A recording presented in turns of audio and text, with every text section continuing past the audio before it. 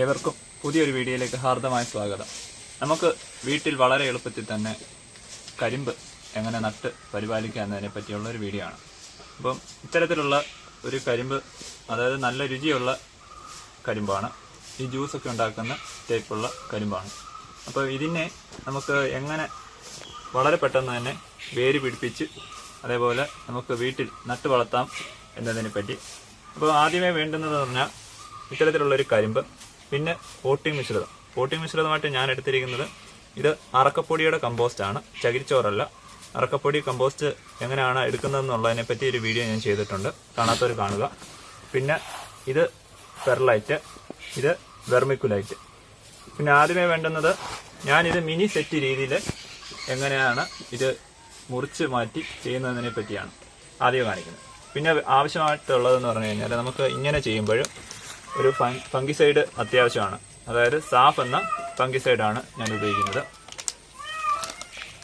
അപ്പോൾ ആദ്യം വേണ്ടുന്നത് ഒരു ആക്സോ ബ്ലേഡ് എടുക്കുക. ഇതിന് ഓരോ മുട്ടുണ്ട്, കണ്ടുണ്ടോ? ഓരോ ഇതിലും ഓരോ മുട്ടായിട്ടാണ് ഇതെല്ലാം, ഓരോ മുളയുണ്ട് എല്ലാത്തിനും. അപ്പം അങ്ങനെയുള്ള ഓരോ സെറ്റിനെ നമ്മൾ ഓരോ ഭാഗവും ചെറുതായിട്ട് മുറിച്ച് അതിനെ ഓരോ കവറിനകത്തേക്ക് ആക്കുകയാണ്. അപ്പോൾ ഓരോ മുട്ട് വരുന്ന ഭാഗം ആദ്യം മുറിക്കുക. അപ്പോൾ ഇതുപോലുള്ള ഒരു കല്ലോ വല്ലോ വെച്ചിട്ട് ഇതിനെ ആദ്യമേ ഒരു ഭാഗം ആക്സോ ബ്ലേഡ് വെച്ച് മുറിച്ച നല്ലത്. മറ്റേ ആകുമ്പോൾ നമ്മൾ വെട്ടുകത്തിയൊക്കെ ഉപയോഗിക്കുകയാണെങ്കിൽ പെട്ടെന്നത് കീറിപ്പോവും. അപ്പോൾ ഇതാകുമ്പോൾ നന്നായിട്ട് തന്നെ ഇതേപോലെ നമുക്ക് ഇതേപോലുള്ള ചെറിയ ചെറിയ പീസുകൾ കിട്ടും. പിന്നെ ഞാൻ എടുക്കുന്നത് ഇതേപോലുള്ള പാലിൻ്റെ കവറാണ്. അപ്പോൾ ഈ പാലിൻ്റെ കവറ് തിരിച്ചിടും. അതായത് സാധാരണ നമ്മളിങ്ങനെ കിട്ടുന്ന കവറ് അതിൻ്റെ മണ്ട വെട്ടിയിട്ട് ഇതേപോലെ നമ്മളിതങ്ങ് തിരിച്ചിട്ട് കഴിഞ്ഞാൽ നല്ലൊരു കൂടായിട്ട് തന്നെ ഉപയോഗിക്കാം. അപ്പം അതിന് ശേഷം നമുക്ക് ഇത് കളഞ്ഞാൽ മതി. ഇങ്ങനെ ആക്കിയാൽ ഇത്തരത്തിലുള്ള നല്ലൊരു കൂടായിട്ട് വരും. അപ്പോൾ നമുക്ക് എന്ത് വിത്തുകളും മുളപ്പിക്കാനായിട്ട് ഈ ഒരു കൂട് ഉപയോഗിക്കാം. അതുണ്ടോ, ഇത് ഇങ്ങനെ ഇരുന്നോളൂ. അപ്പം അതിനുശേഷം ഇനി ഇതെല്ലാം കൂടെ മുറിക്കണം.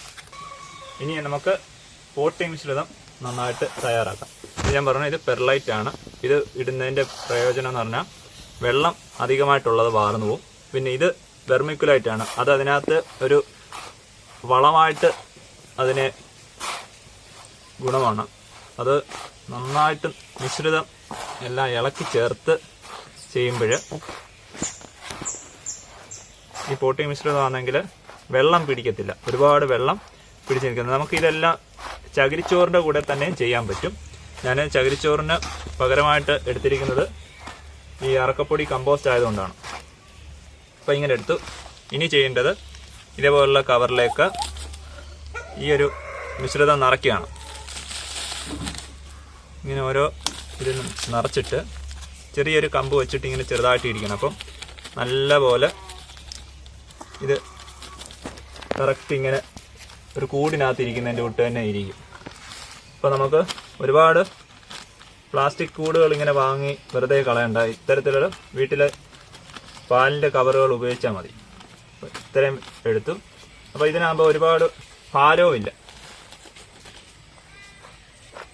അറക്കപ്പൊടി ആകുമ്പോൾ നമുക്ക് എല്ലാ മില്ലുകളിൽ നിന്നും കിട്ടും, വളരെ വിലക്കുറവാണ്. അപ്പോൾ അതിൻ്റെ കൂട്ടത്തിൽ തന്നെ നിങ്ങൾ ഒരു കാരണവശാലും അറക്കപ്പൊടി ഡയറക്റ്റ് കൊണ്ടുവന്ന് ഇതേപോലെ കൊണ്ടിടല്ല. അങ്ങനെയാണെങ്കിൽ ഇത് നേരെ വിപരീതമായിരിക്കും. അതിനകത്ത് നിന്ന് യാതൊരു കാരണവശാലും ഒന്നും ഉണ്ടാകത്തില്ല. അറക്കപ്പൊടിയുടെ ആ ലിഗ്നിൻ അല്ലെങ്കിൽ ടാനിൻ പോലുള്ള കെമിക്കലുകൾ ഇതിൻ്റെ വേര് അഴുകാൻ സാധ്യതയുള്ളൂ. അപ്പോൾ ഇത് കമ്പോസ്റ്റ് ആക്കിയിട്ട് മാത്രമേ ഉപയോഗിക്കാവൂ.